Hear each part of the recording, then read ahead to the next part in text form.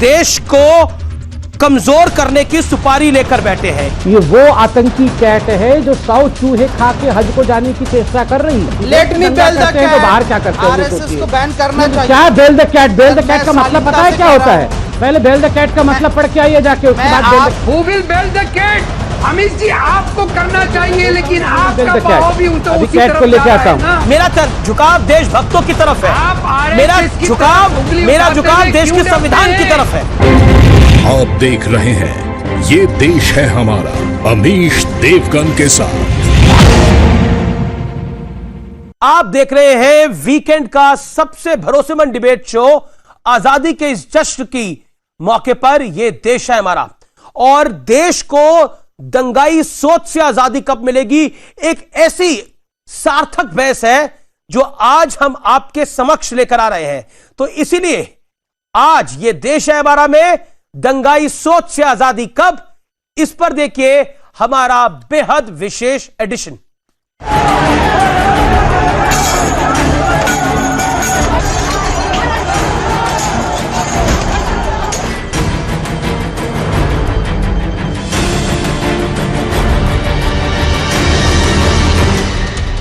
आखिर ये कैसी जहनियत है, ये कैसी सोच है जो अपने ही देश में आग लगाने पर आमादा है। संविधान और देश बचाने की आवाज बुलंद की जाती है और फिर सड़कों पर उतरकर आग लगाई जाती है। लेकिन आज इस बारूदी सोच की हर परत हम उतारने वाले हैं, क्योंकि बेंगलुरु दंगे पर बहुत बड़ा खुलासा हुआ है। बेंगलुरु की एफआईआर में कहा गया है कि 800 दंगाइयों की भीड़ ने विधायक का घर घेरा था। इस भीड़ के मंसूबे बहुत ही खतरनाक थे। ये भीड़ हथियारों और तलवारों से पूरी तरह लैस थी। पूरे राज्य को खून खराबे की आग में झोंकने की योजना थी। पुलिस वालों को जान से मारने की हुई थी कोशिश।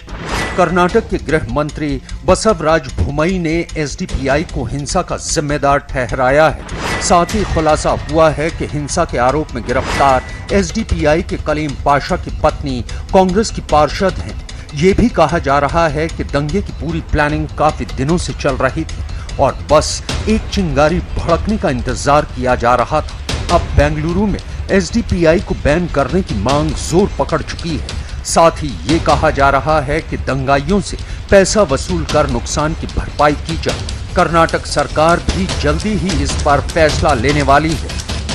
ಈಗ ಯಾರು ದಂಗೆ ಮಾಡಿ ರಾಜ್ಯದ ದೇಶದ ಆಸ್ತಿನ ಹಾಳು ಮಾಡಿದ್ದಾರೆ ಅದನ್ನ ಅವರ ಹತ್ರನೇ ವಸೂಲಿ ಮಾಡಬೇಕು ಅನ್ನೋದು ಒಂದು ಚರ್ಚೆ ಆಗಿ ಒಂದು ರೂಪಕ್ಕೆ ಬರ್ತಾ ಇದೆ। ಎಸ್ಡಿಪಿಐ ಇರ್ಬೋದು, ಉಳಿದಂತ ಸಂಘಟನೆಗಳನ್ನ ಇದ್ರ ಬ್ಯಾನ್ ಮಾಡೋದ್ರ ಬಗ್ಗೆನೂ ಕೂಡ अगर किसी ने भड़काऊ पोस्ट लिखी तो कानून के तहत उसे कड़ी से कड़ी सजा मिलनी ही चाहिए। लेकिन जरा देखिए इस देश में लोगों को भड़काने का कैसा गंदा खेल खेला जा रहा है। मेरठ में शाहजेब रिजवी ने सोशल मीडिया पर बयान जारी करते हुए कहा कि आपत्तिजनक पोस्ट लिखने वाले का सर कलम करने वाले व्यक्ति को वो 51 लाख रुपए इनाम देगा। ये गंदी सोच का शख्स अब यूपी पुलिस के डर से भागा फिर रहा है। लेकिन जरा याद कीजिए, हिंदू समाज पार्टी के राष्ट्रीय अध्यक्ष कमलेश तिवारी को भी बेरहमी से मौत के घाट उतार दिया गया था। उस युवक को जो हुजूर की शान में गुस्ताखी की है, उस युवक का जो सर कलम करके लाएगा उसे मैं लाख रुपए का नकद इनाम दूंगा। लेकिन सवाल है कि आखिर समाज में बारूदी सोच क्यों आ रही है? राम मंदिर का भूमि पूजन होता है तो तस्लीम रहमानी इसे काला दिन बताते। मुनव्वर राणा अयोध्या पर फैसला सुनाने वाले पूर्व चीफ जस्टिस को अपशब्द कहते हैं। समाजवादी पार्टी के सांसद शफीकुर रहमान बर्क कहते हैं कि सरकार ने ताकत के दम पर सुप्रीम कोर्ट से मंदिर के पक्ष में फैसला करवा लिया।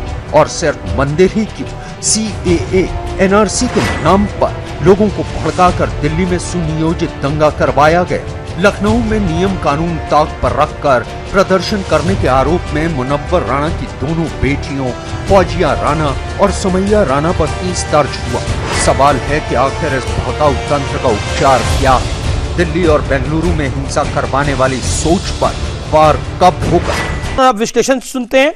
दंगाई सोच के सूत्रधारों का विश्लेषण सुनिए। पहले देश के एक तबके के मन में डर भरा जाता है, फिर भड़काऊ बयानों से लोगों को उकसाया जाता है। मंदिर के भूमि पूजन को काला दिन बताना इसका उदाहरण है। मंदिर की नींव रखी जाती है, उसको तोड़ने की बात हो जाती है। सरकार को लेकर सुप्रीम कोर्ट तक सवाल उठाए जाते हैं। सरकार पर सवाल उठाइए, लेकिन सभ्यता के दायरे में सुप्रीम कोर्ट के फॉर्मर चीफ जस्टिस को जिस असभ्य भाषा के साथ संबोधित किया जाता है, वो शर्मनाक सोच है, वो गलत सोच है। कहा जाता है कि सड़कों पर उतरो क्योंकि संविधान खतरे में है। एनआरसी और सीए में यही हुआ। हिंसा को जायज ठहराने की भी कोशिश की जाती है। क्या कुछ लोग देश को कमजोर करने की सुपारी लेकर बैठे हैं? आज इस डिबेट को, इसी सवाल के साथ मैं इस डिबेट को ओपन करता हूं। मेरे साथ संबित पात्रा है, शोएब दमई है, सुमैया राणा है, अतिकुर रहमान है इस चर्चा के अंदर, शहजाद पूनावाला भी मेरे साथ जुड़ गए हैं। मैं संबित पात्रा सबसे पहले आपके पास आता हूं। संबित, मेरा सवाल बहुत सीधा है। क्या इस देश में कुछ लोग देश को कमजोर करने की सुपारी लेकर बैठे हैं? यही सवाल है मेरी डिबेट का। 16 तारीख का एक बहुत बड़ा महत्व है हिंदुस्तान के इतिहास में। 16 अगस्त 1946 डायरेक्ट एक्शन डे। और मैं कहूंगा कि आपके जो व्यूअर्स हैं जरा गूगल करके पता लगाएं कि ये डायरेक्ट एक्शन डे क्या है। आप जान के आश्चर्यचकित हो जाएंगे कि जब भारत के विभाजन का विषय चल रहा था, कैबिनेट कमीशन में मीटिंग चल रही थी, तो जिन्ना ने एक कॉल दिया था कि आपको अपना डर दिखाना है, अपने खौफ को हिंदुस्तान में फैलाना है, आपको दिखाना है कि आप क्या कर सकते हैं ताकि हम बंगाल का पूरा पोर्शन पाकिस्तान में मिला सके। नतीजा रहा कि हजारों हजार हिंदुओं का कत्लेआम कलकत्ता के सड़क पे हुआ। इसका नाम था डायरेक्ट एक्शन डे। आज भी कहीं ना कहीं ये जो डरे हुए लोग हैं, मैं किसी भी धर्म का नाम नहीं ले रहा हूं, ये जो डरे हुए लोग हैं, ये जो डराने का काम कर रहे हैं, ये डरा हुआ व्यापार अपने आप में ही डराने वाला है, नंबर 1। नंबर 2, मैं 20 सेकंड में अपनी बात को खत्म करूंगा, मगर एक साइंटिफिक मैंने क्लासिफिकेशन किया है कि ये जो लोग हैं इनका स्तर किस किस प्रकार से है। इसमें सबसे ऊपर जो रहता है उसका नाम है जिन्ना राजनेता। उसमें ओवैसी जी भी हो सकते हैं, उसमें तस्लीम रहमानी भी हो सकते हैं, उसमें ताहिर हुसैन भी हो सकता है, जिसका मकसद होता है कि डिवाइड करना है इंडिया को और मेरे राजनीतिक फायदे के लिए। उसके नीचे सेकेंड कैटेगरी में आता है बारूदी बुद्धिजीवी। वो अपने आप को बुद्धिजीवी और स्कॉलर, इस्लामिक स्कॉलर कहा जाता है, मगर वो होता है बारूदी बुद्धिजीवी। वो भड़काता है और बारूद लगाता है। थर्ड नंबर पे आता है डिस्टोरियन। हम उसे इंग्लिश में हिस्टोरियन कहते हैं, मगर इरफान हबीब जैसे लोग वो डिस्टोरियन होते हैं। वो कहते हैं अरे अच्छा, अगर मुगल राज नहीं होता तो फिर रक्षाबंधन ही नहीं होता। मुगल के समय इंडिया का जीडीपी सबसे अच्छा था। इंडिया महान तभी था जब मुगल थे। फोर्थ, फिफ्थ, सिक्स, 3 बता दूं। फोर्थ में पत्थरबाज होते हैं जो ओवरग्राउंड वर्कर होते हैं, जिनका आपने फोटो अभी दिखाया हुआ है। फिफ्थ पे आतंकवादी होते हैं, याकूब मेमन जैसा आतंकवादी, बुरहान वानी जैसा। और लास्ट 6th नंबर में सबसे इंपॉर्टेंट कंपोनेंट, जिसको मैंने हगिया रुदाली कहा है, इनके पास परमानेंट विक्टिम कार्ड होता है। ये मारते भी हैं और छाती पीट के रोते भी हैं कि हाय हमारे ऊपर ही आक्रमण हुआ। सुमैया राणा, इससे बड़ा क्लासिफिकेशन नहीं हो सकता। ओके, मैं सुमैया राणा का रुख करता हूं। सुमैया राणा जी, मैं आपका रुख करता हूं। आपके पिताजी ने जो बयान दिया वो हम सबके सामने है। बेंगलुरु के अंदर जो कुछ हुआ वैसे ही कुछ लखनऊ में भी करने का कोशिश हुआ। वहां तो योगी आदित्यनाथ की सरकार थी, तो उसने दंगाइयों से ही पैसे वसूलने की जब से योजना बनाई है तो मामला शांत हो गया है। दिल्ली के अंदर भी उसी तरह का घटनाक्रम हुआ। क्या आपको लगता है जो योगी आदित्यनाथ ने नीति अपनाई वही बेंगलुरु में नीति अपना लेनी चाहिए, दंगाई सुधर जाएंगे? People should follow Yogi Adityanath, state should follow Yogi Adityanath. 2 बातें मैं आपसे करूंगी। मैं अपनी बात शुरू करने से पहले 2 बातें आपसे करूंगी कि मुझे इस बात की उम्मीद है कि जितनी खामोशी से आप संबित पात्रा जी को सुन रहे थे, उतनी खामोशी से मुझे भी टाइम देंगे और सुनेंगे, बीच में नहीं बोलेंगे और मेरी आवाज धीमी नहीं करेंगे। अगर इजाजत हो तो मैं आगे बढ़ूं, वरना मुझे चीखने चिल्लाने का कोई शौक नहीं है। आप बोल ही रही हैं, बोलिए।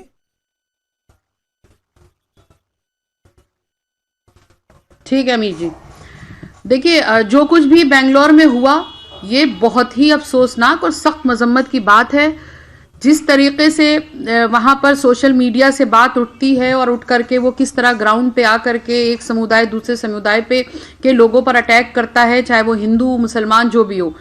मुझे लगता है कि सबसे पहली चीज तो ये कि सोशल मीडिया पर धार्मिक पोस्ट पर पूरी तरीके से बैन लगना चाहिए। उस पर कोई भी समुदाय अगर दूसरे समुदाय पे, चाहे वो मुसलमान हो या हिंदू, अगर किसी के धर्म, उनके भगवान, उनके गॉड पर किसी भी किस्म की टिप्पणी करते हैं या उनके प्रॉफिट्स पर, तो उस पर एक सख्त कानून बनना चाहिए। सोशल मीडिया एंटरटेनमेंट के लिए होना चाहिए और उसका यूटिलाइजेशन तमाम और तरीकों से किया जा सकता है, वो होना चाहिए। इस कानून के बन जाने से ये होगा कि कम से कम कुछ कमी आएगी, क्योंकि अब क्या होता है, आधी से ज्यादा जो जनरेशन है वो बैठ करके सोशल मीडिया पे करती है काम सारे, और आईटी सेल्स तो माशाअल्लाह हैं। एक चीज, दूसरी चीज ये कि आपने बात की योगी आदित्यनाथ जी की, मुझे बहुत इस वक्त सोच करके हंसी भी आ रही है कि जिस कोर्ट को आप लोग कह रहे हैं, इलाहाबाद हाई कोर्ट ने कहा था कि पोस्टर्स उतारे जाएं, उसके बाद भी आज की तारीख तक योगी आदित्यनाथ जी की सरकार ने उन पोस्टर्स को नहीं हटाया। आप पर एफआईआर हुई है कि आपकी किसी बहन पर एफआईआर हुई है? मैं जानना चाह रहा हूं, मैंने आपको खामोशी से सुना। सुनिए, मेरे ऊपर भी एफआईआर है, मेरी बहन के ऊपर भी एफआईआर है, और 3 दिन एफआईआर है। मैं जानना चाह रहा हूं आप पे एफआईआर क्यों हुई है?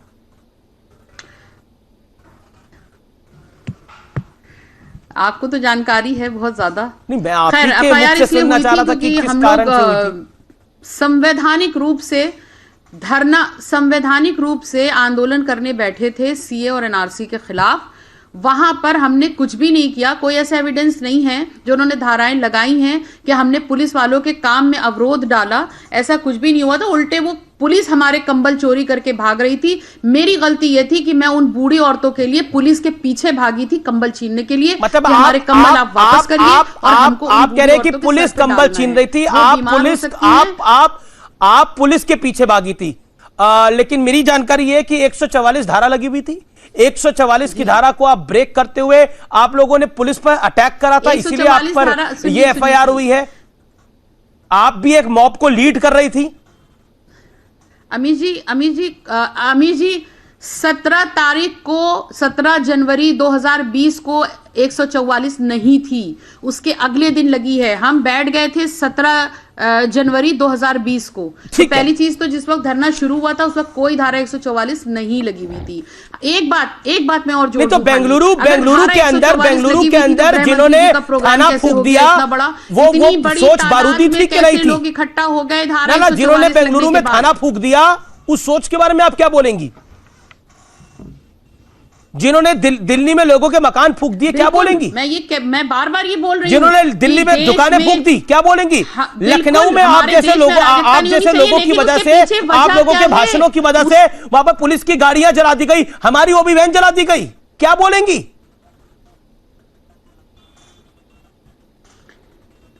किस वजह, उसकी वजह पे आप गए? तो किस वजह से? कानून का सहारा लीजिए ना। धार्मिक वजह में फैसला ऑन द स्पॉट करेंगे आप लोग। नबी के लिए जान देने को तैयार हो जाती है, उसको भड़काने का काम क्यों किया गया? क्या, कैसे भड़काया गया? भड़काने का काम क्यों किया गया? जो कौम अपने नबी की शान में नहीं सुन सकती, उसको भड़काया क्यों गया? क्यों शुरुआत की गई?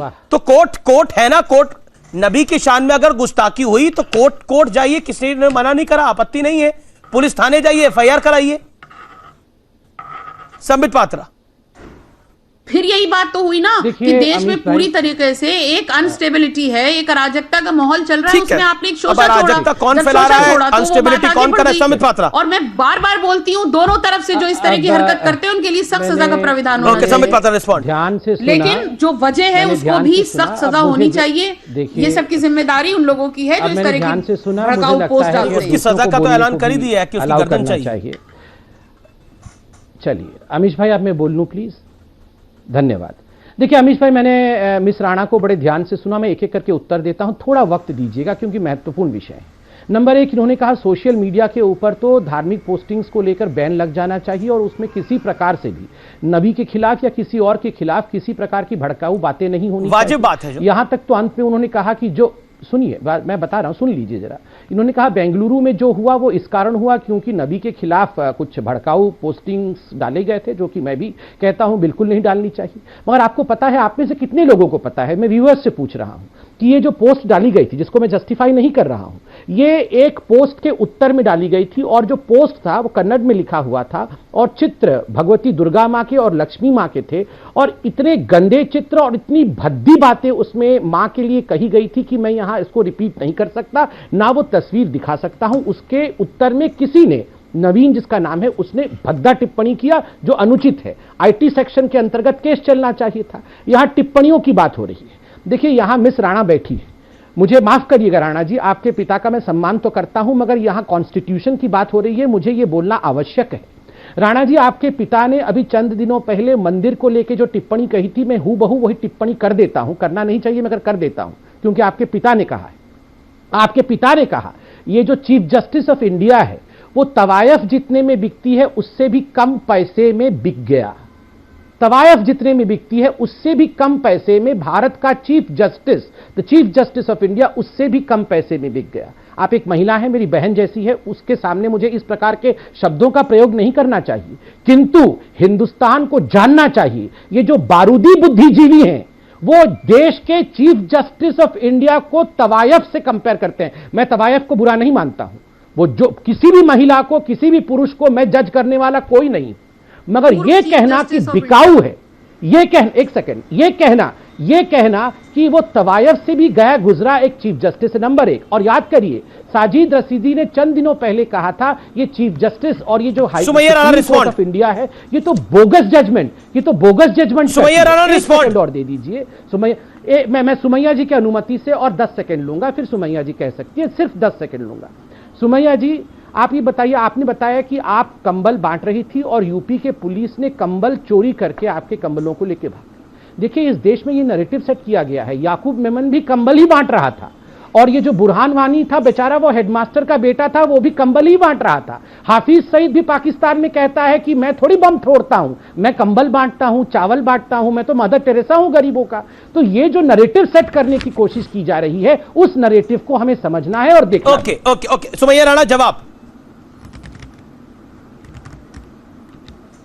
संबित जी, कंबल बांटना कोई जुर्म है क्या? संविधान में कहीं लिखा है, किसी कानून की किताब में लिखा है कि कंबल बांटना जुर्म है? पहले तो आप इसका जवाब मुझे दे दीजिए।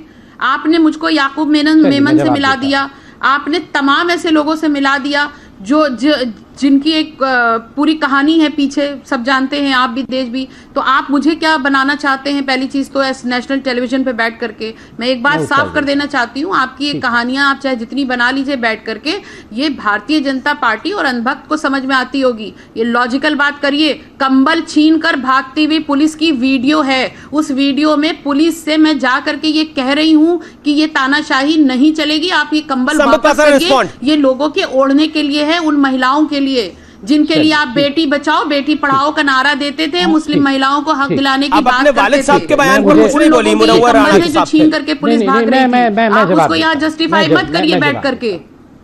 ठीक है, चलिए, आप कंबल बांट रही थी, आपके साथ बहुत जुल्म हो गया कि कंबल, आपके पास तो सारे जवाब हैं, आप बैठते ही हैं तैयारी करके। सर नहीं, बिल्कुल तैयारी करके आपको भी बैठना चाहिए बहना, और मैं आपको बहन की तरह पूछ रहा हूँ। मुनव्वर राणा जी के साथ मैंने कई डिबेट किए हैं, बड़ा सम्मान करता हूं, उन्होंने चीफ जस्टिस ऑफ इंडिया को तवायफ कहा, आप उससे सहमत हैं? मैं एक बहन से, एक भाई पूछ रहा है, आप सहमत हैं कि चीफ जस्टिस ऑफ इंडिया तवायफ से भी कम पैसे में बिक गए? आप सहमत हैं अपने अब्बू जान के इस वाकया से? सहमत हैं बहन?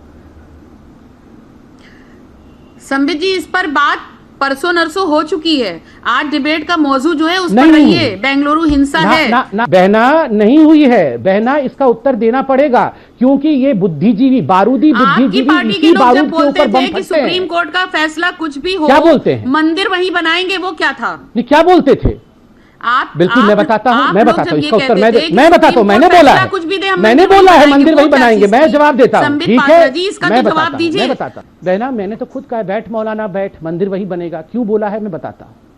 देखिए, जैसे कोई भी माँ होती है ना, वो जानती है कि मेरे बेटे ने कोई गलत काम किया है तो वो सीना ठोक के माँ या पिता, मैं जानता हूं कि फैसला मेरे बेटे के हक में आएगा, ठीक उसी प्रकार हम जानते हैं ना कि वही भगवान राम की उत्पत्ति हुई थी। यही मैं आपके मुंह से बुलवाना चाह रही थी, आपको ये बात मालूम थी कि फैसला मेरे ही हक में आएगा। मेरे को बोलने दीजिए, राम के बच्चों को बोलने दीजिए, मैं आपके बीच में कितनी हमारी आस्था थी सुप्रीम कोर्ट के ऊपर, कंप्लीट करने दीजिए।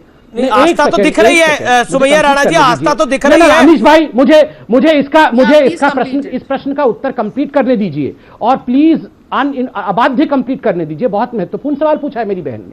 आपने कहा कि हम कैसे कहते थे कि मंदिर वही बनेगा, इसलिए कहते थे कि सारे साक्ष्य, सारे फैक्ट्स हमारे पास थे, और जिसके पास फैक्ट्स होता है ना, वो सीधा ठोक के कहता है कि हमारे पास सत्य है। मैं सीधा रुख करता हूं शोएब जमाई, आपके पास आता हूं और मैं सीधा आपका रुख करता हूं और आपसे बहुत सीधा सवाल पूछता हूं मैं, क्या आपको लगता है दंगे से ज्यादा दंगे वाली सोच हानिकारक है मुल्क के लिए? आज तो हम देश में अमन की बात करें, जिस सोच ने दिल्ली जलाई, जिस सोच ने बेंगलुरु जलाया, जिस सोच ने सीए एनआरसी के बाद लखनऊ को जलाने की कोशिश करी। बिल्कुल। देखिए अमीश भाई, मैं सबसे पहले देशवासियों को 15 अगस्त की बधाई देना चाहता हूं, और मैं आपको याद दिलाना चाहता हूं कि आप बेंगलुरु और दिल्ली का नाम तो लेते हैं, लेकिन कभी गुजरात का नाम नहीं लेते। लेकिन मेरी आपसे दरखास्त है कि मैं भी आपसे गुजारिश करूंगा कि मुझे आप 2 अपनी मिनट बात को वक्त दिया रखिए। जाए। देखिए ऐसा है कि मैं ये समझता हूं कि इस देश में जो भी संगठन देश की अखंडता, एकता को बिगाड़ने का काम करती है, देश की शांति व्यवस्था को ख़त्म करती है, सरकार को उस पर जो है इन्वेस्टिगेशन करके कार्रवाई करनी चाहिए, चाहे वो एसडीपीआई हो या पीएफआई हो, या फिर पिछले 70 सालों से जो देश को तोड़ने का काम कर रहे हो, चाहे वीएचपी हो, आरएसएस हो, बजरंग दल हो, आरएसएस ने बताइए क्या करा, आरएसएस ने बताइए कैसा करा? बाढ़ के अंदर लोगों की मदद करना आरएसएस का गलत काम है? बिल्कुल। राष्ट्रीय स्वयंसेवक संघ ने आपने पीएफआई के साथ आरएसएस को कंपेयर कर दिया। आरएसएस का बैकग्राउंड पढ़ा आपने? बता रहा हूं ना, पढ़ के बोलिए। अरे सर बता रहा हूं। आरएसएस का बैकग्राउंड बताइए क्या है? प्रवक्ता नहीं है ना, मुझे सुन लीजिए। अरे आपको इतनी बुरा क्यों लग रहा है? मैं बता रहा हूं, बैकग्राउंड बता रहा हूं। यही नैरेटिव है कि आरएसएस बाढ़ में मदद करती है, और देखो मदद करती है, जबकि आरएसएस के मेंबर दिल्ली दंगों में गिरफ्तार हुए। 11 आरएसएस के मेंबर को दिल्ली दंगों में गिरफ्तार किया गया गोली मारने के लिए, अब्दुल हकीम के पिताजी को, और ये दिल्ली के एफआईआर में दर्ज है, चार्जशीट में। मैं गलत नहीं कह रहा हूं। दूसरी बात, बजरंग दल क्या मॉब लिंचिंग नहीं करती है? वीएचपी का नाम जो है, मैं आपको बता रहा हूं कि बाबरी मस्जिद शहीद करने में, देश में पिछले 70 साल में आरएसएस की विचारधारा वाली सरकार नहीं थी। कभी सुना है आरएसएस ने किसी पुलिस चौकी को फूंक दिया हो? कभी सुना है आरएसएस ने सड़कों पे आगजनी करी हो? अगर सुना है और अगर आपके पास प्रूफ है तो मैं आपको चैलेंज करता हूं इस डिबेट के अंदर, you prove it and I will expose RSS. You prove it right now. You tell me one news story जिसके अंदर आरएसएस ने पुलिस थाना फूंक दिया हो, जिस इस संगठन ने लोगों को जाके, मुझे तो बताइए। चलिए सुन लीजिए ना, सुनाइए मेरे जवाब वाला। मुझे तो बहुत ज्यादा पीछे जाने की जरूरत नहीं है। मैं तो सिर्फ दिल्ली दंगों की बात करता हूं जो मेरे आंखों के सामने हुआ, जिसमें आरएसएस के 11 मेंबर ताहिर हुसैन मास्टरमाइंड था। चार्जशीट आ चुकी है, चार्जशीट में किस आरएसएस के आदमी का नाम है? व्हाट्सएप ग्रुप बनाया गया। अरे सुनिए ना सर, आपकी इन्वेस्टिगेशन होगी, बनाएगा अपने घर के कमरे में बैठ के इन्वेस्टिगेशन मत करिए। आपकी इन्वेस्टिगेशन में तो दिल्ली के पुलिस के इन्वेस्टिगेशन में तो ताहिर हुसैन साफ निकल आएगा, क्लीन चिट निकल आएगा। सर सुनिए ना, मैं आपको फैक्ट दे रहा हूं। 15 जून 2018 को टाइम्स ऑफ इंडिया में एक रिपोर्ट छपी, सुनिए। CIA जो कि अमेरिका की एक ऐसी एजेंसी है जो दुनिया में बड़े बड़े टेररिस्ट संगठन को आइडेंटिफाई करती है, CIA ने एक पब्लिश किया वर्ल्ड फैक्ट बुक। उसने बजरंग दल और VHP को रिलीजियस मिलिटेंट ऑर्गेनाइजेशन कहा। कैसा? जैसे Mohammad Shehzad Poonawalla will respond. Okay, hold on Sambit. Shehzad Poonawalla हुआ शोएब जमाई आपका? दिनों के बाद आपके डिबेट में आया हूं जी। अमीश, मैं अपनी बात रख सकता हूं? 27 मिनट बाद मुझे आप मौका दे रहे हैं, तो उम्मीद है कि मुझे कम से कम 27 सेकंड बोलने का मौका मिलेगा। दरअसल देखिए क्या हो रहा है अमीश, अगर आपको मेरी आवाज आ रही है। जी। संविधान के नाम पर मुस्लिम कार्ड और दंगा कंपनी काम पर। आपको मैं बताता हूं, देखिए कंबल वाली स्टोरी बताकर बहन ने मुस्लिम विक्टिमहुड कार्ड तो खेल ही दिया, जिसके बारे में संबित पात्रा कह रहे थे। अब इनका शाहीन बाग सोच, जो आप कह रहे हैं दंगा वाली सोच, ये दरअसल शाहीन बाग सोच। और ये शाहीन बाग सोच के 3-4 पंक्तियां मैं बता देता हूं। लगाएंगे अल्लाहू अकबर या ला इलाहा इल्लल्लाह का नारा, लेंगे हिंसा का सहारा, बनाएंगे श्रृंखला ऑफ मानवता और बोलेंगे इसको देखिए ये हमारी प्रतीक ऑफ भाईचारा, और कहेंगे वोट बैंक के नाम पर ये सब कुछ हो हमें गवारा। ये दरअसल वोट बैंक के नाम पर ये जो दिल्ली से लेकर बेंगलुरु तक ये शाहीन बाग मॉडल या शाहीन बाग स्कूल या Shaheen Bagh factory of rights चल रही है, और इसमें वही किरदार है। ये पीएफआई वहां पे भी शामिल थी, और वहां पर भी जो था वो स्पॉन्टेनियस नहीं, ये स्पॉन्सर्ड राइट्स थे। वहां पर भी ऑर्गेनिक नहीं, ऑर्गेनाइज्ड राइट्स थे। आप चलिए यूपी में, वहां पे भी पीएफआई का हाथ था। आप आइए बेंगलुरु में भी, यहां पे भी वही महागठबंधन है। कोई सपा का पुराना नेता है, कोई एक कॉरपोरेटर का हस्बैंड है कांग्रेस का, और यही एसडीपीआई पीएफआई है। और इसीलिए ये इनका महागठबंधन है, दंगों का महागठबंधन। इसलिए वो कभी भी पीएफआई या एसडीपीआई पर पाबंदी की मांग नहीं कर सकते। वैसे तो दलित करेंगे, पर दलित पर इतना बड़ा हमला हो गया तो अभी ये मुंह नहीं खोलेंगे। मैं दूसरा सवाल, ये मेरी बहन बैठी है, मैं उनसे 2-3 सवाल पूछना चाहता हूं। ये कंबल वाली बहन जो है हमारी, मैं इनसे पूछना चाहता हूं। ये कह रही है कि सोशल मीडिया पर पूरी तरह से प्रतिबंध लग जाना चाहिए जो धार्मिक पोस्ट है। बिल्कुल बात सही है, बिल्कुल बात सही है। पर मुझे एक बात बताइए बहन मेरी, आप भी मुसलमान है, मैं भी मुसलमान हूं। हिंदुओं के बारे में यह कहा गया राम काल्पनिक है। हिंदुओं के बारे में मुस्लिम पर्सनल लॉ बोर्ड ने बोला कि भाई हम मंदिर तोड़ के मस्जिद बना देंगे। कितने हिंदू सड़क पर आ गए? क्योंकि वो बहुसंख्यक समाज संविधान को आगे रखता है। मैं आपसे पूछना चाहता हूं मेरी बहन, राणा बहन, मुझे बताइए संविधान बड़ा या शरिया बड़ा? आपके लिए क्या बड़ा है? अगर संविधान बड़ा होता तो आप पुलिस स्टेशन नहीं फूंक देती। इन्हें मालूम है कि सरकार इनकी, पुलिस इनकी, तो इनको क्या करने की जरूरत है? हमें तो अपना हक खुद लेना है ना। लेकिन यहाँ पर तो ये कुछ तो भी कमलेश तिवारी कर देंगे आप नवीन का, नुकसान पहुंचाने तो आप कमलेश तिवारी कर देंगे क्या? षड्यंत्र रचते हैं। आप ये बताइए देश में संविधान किस पर जाकर के बात करें, किस प्लेटफॉर्म पे बात करेंगे जाकर के? अगर हम तो क्या आंदोलन करना संवैधानिक असंवैधानिक? अगर हम आंदोलन करने को सड़क पे उतरते हैं, पैगंबर मोहम्मद सल्लल्लाहु अलैहि वसल्लम ने क्या सिखाया था आपको? हिंसा फैलाने की, ये अभी पैगंबर मोहम्मद सल्लल्लाहु अलैहि वसल्लम ने कहा था हिंसा का रास्ता गलत है। अगर उनके ऊपर कचरा फेंका जाता था, वो कभी हिंसा नहीं करते थे। कोई दंगाई आ जाते हैं तो इसका मतलब ये नहीं होता कि वो हमारे लोगों में से हैं। वक्त ब्रेक का है, ब्रेक के बाद तुरंत हाजिर होते हैं। आप देखते रहिए, ये देश है हमारा, न्यूज़ 18 पर। बार बार cat who will bell the cat, who will bell the cat, who will bell the cat कहा। ये वो कैट है, ये वो आतंकी कैट है जो 100 चूहे खा के हज को जाने की चेष्टा कर रही है। अभी आपने पूछा पीएफआई को बैन करने के लिए, किसी की आवाज नहीं, दोनों कैट बैठे हुए हैं, 3 कैट, बल्कि तीनों कैट के मुंह से आवाज नहीं निकल रही है कि पीएफआई को बैन करना चाहिए कि नहीं, और हमसे सवाल पूछ रहे हैं। दूसरी बात है, आप जानते हैं जो विधायक बेंगलुरु में मैं भी बिल द कैट करता हूं, घर जला दिया गया। बताओ आरएसएस को बैन करना चाहिए नहीं करना चाहिए? मैं आरएसएस को बैन करना चाहिए नहीं करना चाहिए? एक second, I bell the cat, TV के let me bell the cat, तो बाहर क्या करते हैं? आरएसएस को बैन करना चाहिए। क्या bell the cat? Bell the cat का मतलब पता है क्या होता है? पहले बेल द कैट का मतलब पढ़ के आइए जाके, उसके बाद बेल द कैट करिएगा।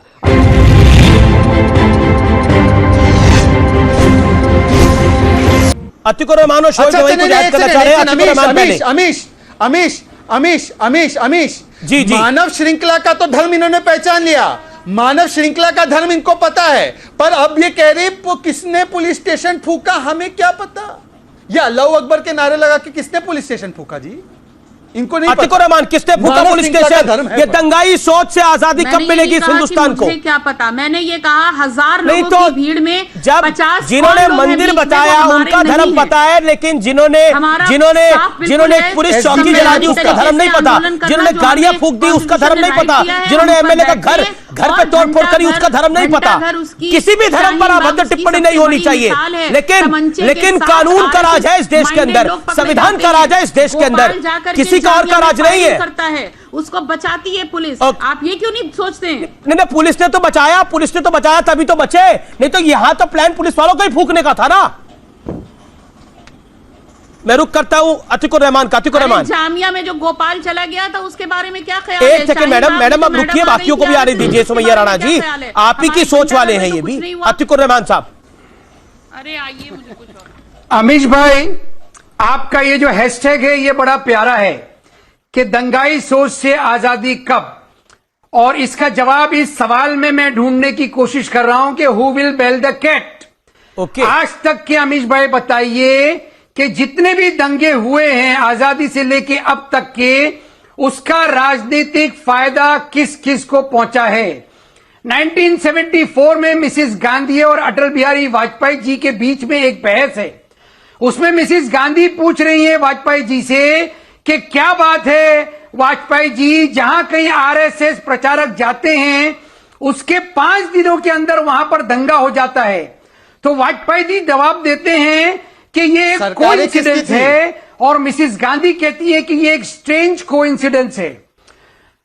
मैं आपको बताऊं अमित भाई, जब तक कि ये राजनीतिक पार्टियां अपने वोट के लिए धर्म का इस्तेमाल करते रहेंगी, आपके इस हैशटैग का जवाब आपको नहीं मिलेगा। आप मुझे नहीं, मैं राजनीतिक, बिल्कुल आपकी सही बात, राजनीतिक पार्टियां इस्तेमाल कर रही होंगी, करती रही होंगी, लेकिन अब आप मुझे बताइए दिल्ली दंगे सीए एनआरसी के बाद जो शाहीन बाग की वजह से जो इतना बड़ा तमाशा हुआ इस देश के अंदर, उसका दंगे हुए, उसके बाद लखनऊ से लेकर दिल्ली तक, उसके बाद बेंगलुरु, भावनाएं सिर्फ एक तरफ की होती हैं।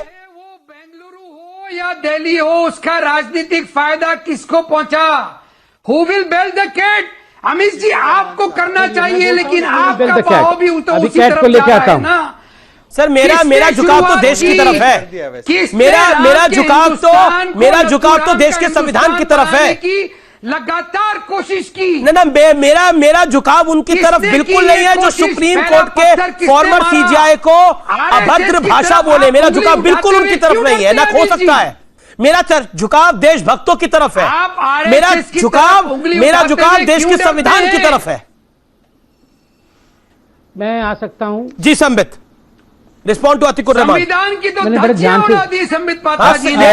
बेंगलोर में तो संविधान को सम्मान मिला, पुलिस चौकी जलाकर संविधान बचाया जाएगा। एक सेकंड पुलिस चौकी जलाकर मैं चिल्ला नहीं रहा था, शांति से सुन रहा हूं। अब सुन लीजिए सर, सुन लीजिए, अब शांति से सुन लीजिए। मैंने आपके बीच में बिल्कुल नहीं चिल्लाया। अब अमीश भाई, मैं आपसे गुजारिश करूंगा कि चिल्ला चोट ना हो। धन्यवाद।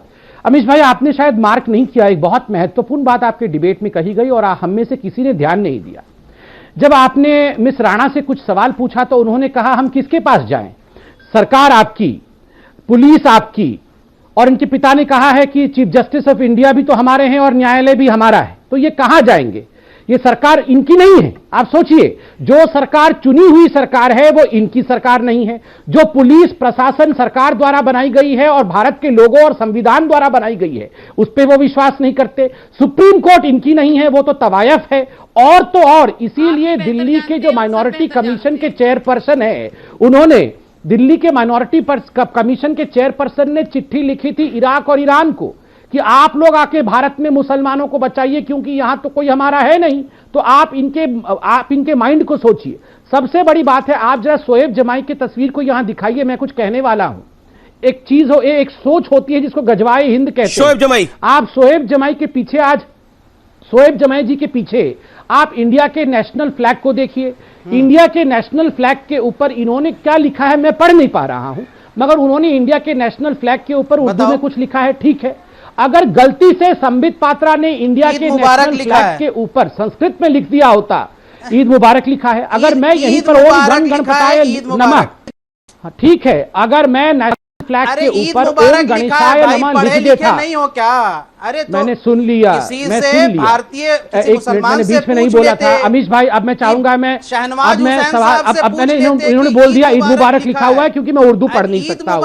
अब मैं सुन लिया, मैंने अरे मुझे पता है आपको सुन लिया, अब मुझे बोलने दिया जाए। अमीश भाई, से दिक्कत है सर। अमीश भाई, मैं प्लीज बोल सकता हूँ? फिर आप बोल लीजिएगा, 50 सेकंड बंद हो सकती है। रुक, नहीं सुनना पड़ेगा, मगर मुझे कंप्लीट करने दिया जाए, फिर सुनना पड़ेगा। अमीश भाई बोलिए। अगर नेशनल फ्लैग के ऊपर संबित पात्रा, एक सेकंड सुन लीजिए, अगर नेशनल फ्लैग के ऊपर संबित पात्रा ओम गणेशाय नमः लिखकर पीछे लगाता तो ये कहते ये आरएसएस और ये संघी जो हैं ये हिंदू राष्ट्र बनाना चाहते हैं। मैं ईद मुबारक आपको दे रहा हूं, बहुत अच्छी बात है। आपने नेशनल फ्लैग के ऊपर ईद मुबारक लिखा। अगर मैं कह दूं कि आप गजवाए हिंद बनाना चाह रहे हैं क्योंकि आप अभी आरएसएस के ऊपर उंगली उठा रहे थे, तो आपकी हवा निकल जाएगी। आप कहेंगे, आप अपना विक्टिम कार्ड निकाल के खेलना शुरू कर देंगे। नहीं, हंसने की बात नहीं है। आप जानते हैं national flag can not be desecrated. ना तो मैं उस पे गणेश उत्सव की बधाई दे सकता हूं और ना ही नेशनल फ्लैग के ऊपर आप कुछ डेसिक्रेशन कर सकते हैं। नेशनल फ्लैग सैक्रोसैंक्ट होता है, मगर खैर आपको, क्योंकि आप संविधान को मानते नहीं है, आपके लिए सरिया ही सब कुछ है। ये सरकार भी आपकी नहीं है, ये सुप्रीम कोर्ट भी आपकी नहीं है। सुन लीजिए, अच्छे से सुनिए मेरी बात। और ये सोहेब जमाई आपने आरएसएस और आपने बीजेपी के बारे में बताया, आप बताइए, ये ओसामा बिन लादेन और आईएसआईएस भी ये आरएसएस के कारण हो रहा है। सीरिया, आपका बस चले तो आप तो बोलेंगे सीरिया में आईएसआईएस जो कर रही है ये सब आरएसएस के कारण हो रहा है। आपका बस चलेगा तो आप कहेंगे ओसामा बिन लादेन ने भी आरएसएस के कारण बदले के भाव से काम किया है। तो ये हर जगह आरएसएस और भारतीय जनता पार्टी, ये बात साफ है कि बेंगलोर के अंदर प्लानिंग करी थी। बेंगलोर के अंदर 800 से ज्यादा लोगों के खिलाफ एफआईआर हो गई है, एफआईआर में उनका नाम है। उसके अलावा पुलिस वालों को मारने की साजिश थी, शहर को जलाने की कोशिश थी। कुछ बचता है क्या? उन दंगाइयों से पैसे वसूल लेने चाहिए कि नहीं लेने चाहिए? जिन्होंने जलाया, पब्लिक प्रॉपर्टी को नुकसान पहुंचा के कौन सा संविधान बचाया जा रहा है?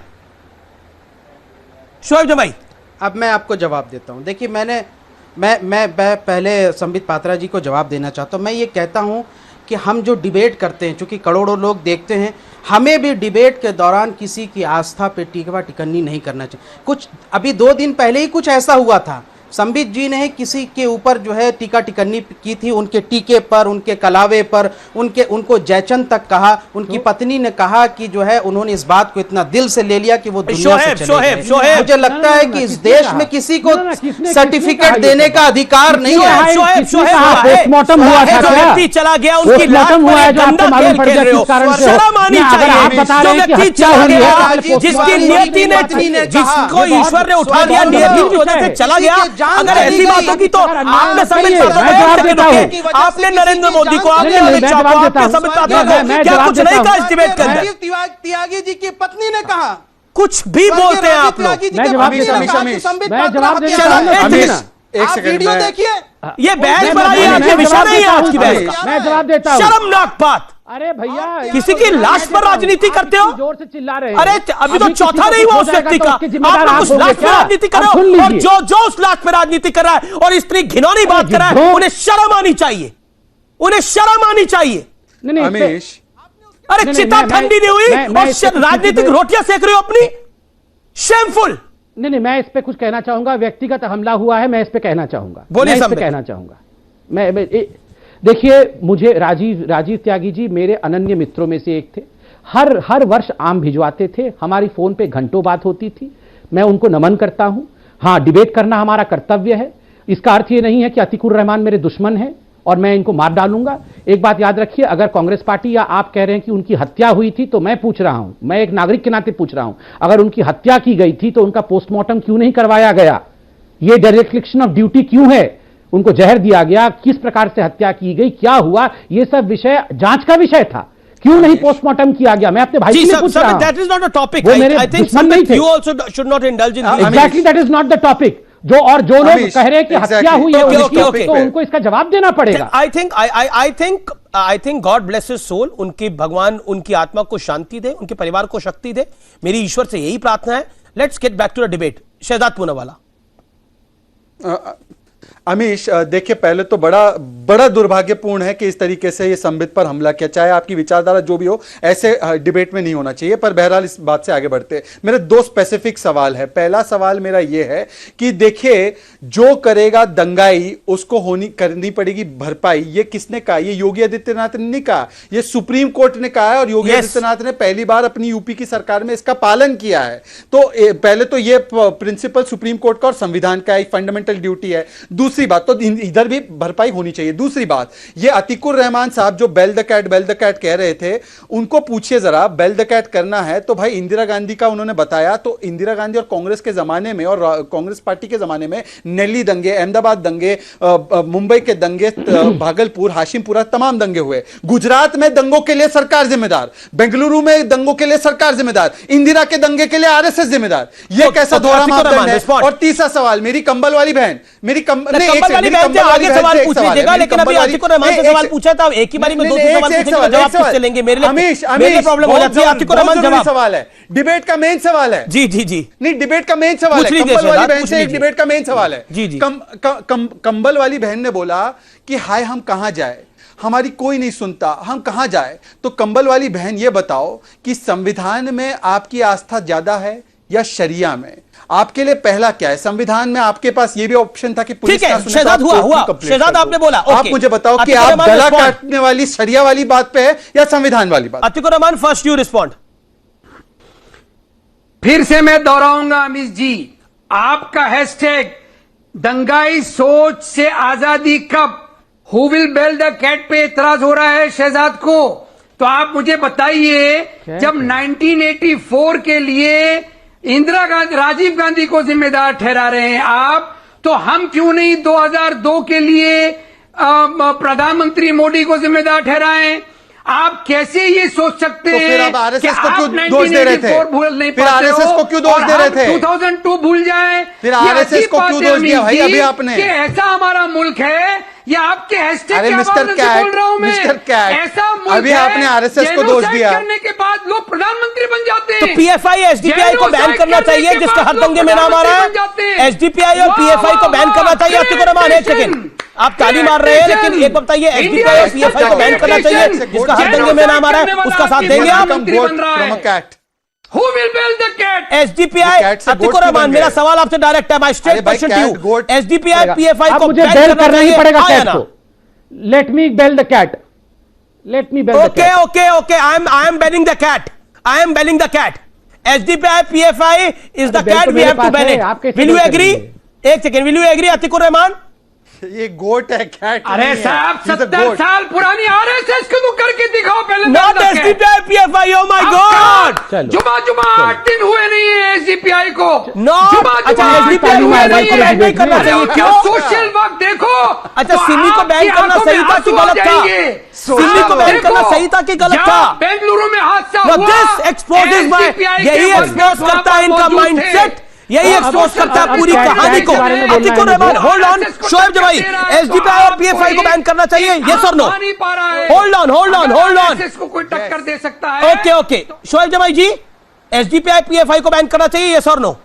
अ सिंपल यस और नो। बैन करने वालों की लिस्ट बहुत लंबी है। सीआईए इस पे जवाब दीजिए पहले, वो तो बैन कर भाई। आतिक रहमान ने 5 बार पूछा, who will bell the cat? Ramesh Devgan, आपको कैट को बेल करना चाहिए। I am belling the cat.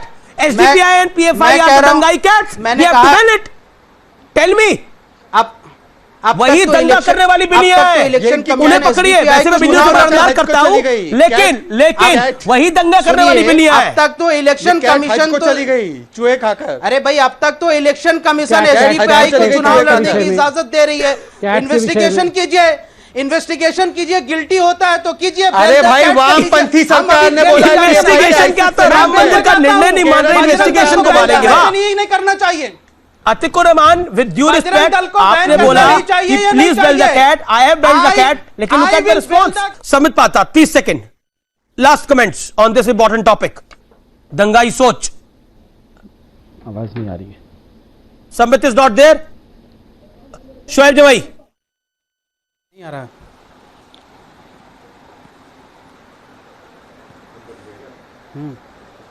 Samit is there. समित बोलिए। विषय को रखना चाहूँ, ये धन्यवाद।